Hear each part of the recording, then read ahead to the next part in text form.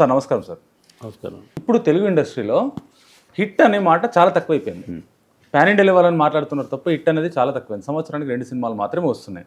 దీంట్లో స్టోరీస్ పరంగా తప్పు జరుగుతుందా, డైరెక్టర్స్ పరంగా తప్పు జరుగుతుందా, ప్రొడ్యూసర్స్ పరంగానా, లేకుంటే ఆర్టిస్టుల పరంగానా? ఎందుకంటే ఒక 5 లక్షలు తీసుకునే హీరో ఒక సినిమాకి 5 లక్షలు తీసుకుని చిన్న బడ్జెట్ సినిమా చేస్తే నెక్స్ట్ సినిమాకి వచ్చేటప్పటికే ₹1 కోటి, ₹2 కోట్ల అడుగుతున్నారు. అంటే ఇది బడ్జెట్ పెంచడము వాళ్ళ తప్పు అంటారా, లేకుంటే వాళ్ళు తీసుకోవడం కరెక్టే అంటారా? ఏ విధంగా తీసుకోవచ్చు? తప్పే ఒప్పులు ఉండదండి. Demand and supply. ఇప్పుడు మీరు 5 లక్షలు తీసిన ఆర్టిస్ట్ మీరు ₹1 కోటి ఇవ్వడం నిర్మాత తప్పది. అయితే అతను అడగడం తప్పేం కాదు. ఎందుకంటే అది నాది ఇట్టు కొట్టాం కాబట్టి నేను అడుగుతానని అనుకుంటాడు అతను.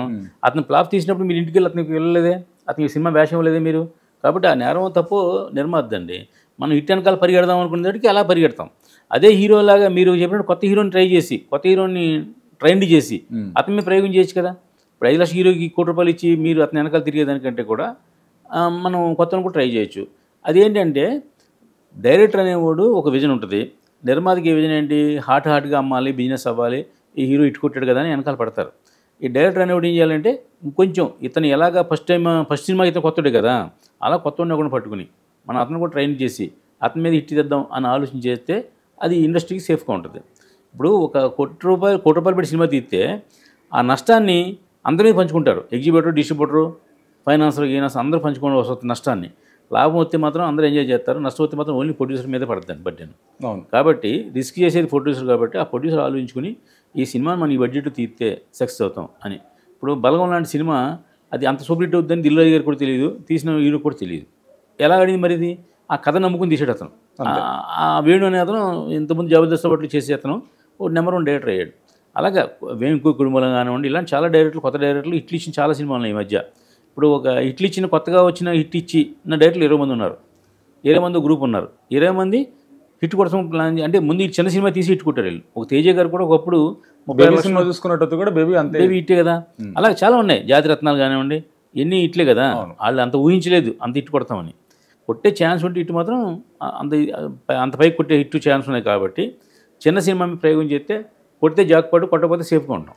ఓకే. అదే పెద్ద సినిమా మీద అన్నట్టు 100 కోట్లు 200 కోట్లు పెట్టి సినిమా తీసాం అనుకోండి, ఆడితే ఆడుతుంది. ఆడకపోతే ఏమవుతుందంటే ఒక బోలాశంకర్ లాగో, ఒక ఫ్యామిలీ స్టార్ లాగో, ఒక అజ్ఞాతవాసులాగా అయిందనుకోండి, నిర్మాతలకి క్లాస్ వస్తుంది. ఆ నిర్మాత బ్యానర్ని బట్టి, ఆ హీరోని బట్టి నమ్మి కొనుక్కున్న డిస్ట్రిబ్యూటర్ క్లాస్ వస్తుంది. సినిమాని ఆడుతుంది కదా అని ఎగ్జిబ్యూటర్ ఉంటాడు, ఆడికి నష్టం వస్తుంది. ఒక ఛానల్ అండి ఇదంతా, ఒక 1 by 1 ఒకళ్ళు నష్టపోతూ ఉంటారు ఈ లింక్ లాగా. కాబట్టి నిర్మాత ఆలోచన చూసింది ఏంటంటే ఒక బడ్జెట్, ఏసీ బడ్జెట్లో సినిమా తీస్తే సేఫ్ అవుతాం, నెక్స్ట్ హిట్ కొడితే ఎంతవరకు వస్తుంది అని. ఇప్పుడు రామ్ గోపాల్ గారు అంతా మీరు చెప్పినట్టు ఇంట్రడక్షన్లు చెప్పారు. మనకి ఆయన ప్రయోగం చేశాడు ఆయన.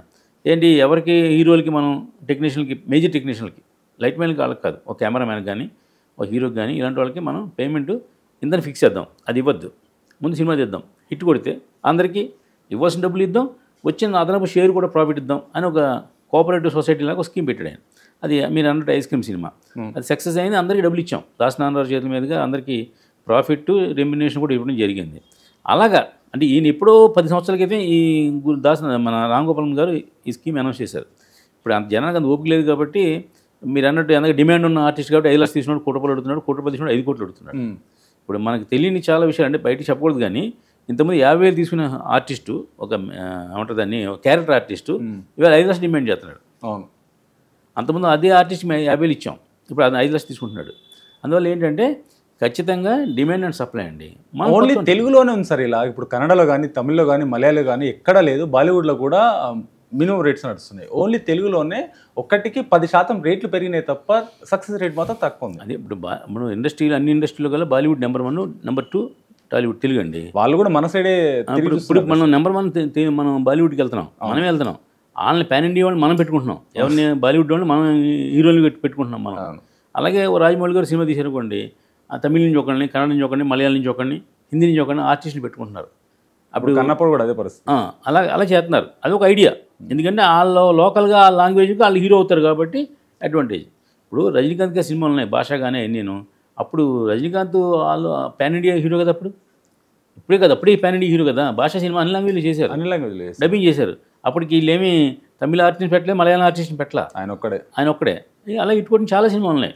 అలా గతంలో మోసగాడు సినిమా ఉందండి, కృష్ణ గారు. ఇప్పుడు నేను చెప్పి చిన్నప్పుడు సంగతి, అప్పుడే సినిమా సూపర్ హిట్. అప్పుడు అన్ని లాంగ్వేజ్ డబ్బింగ్ చేశారు.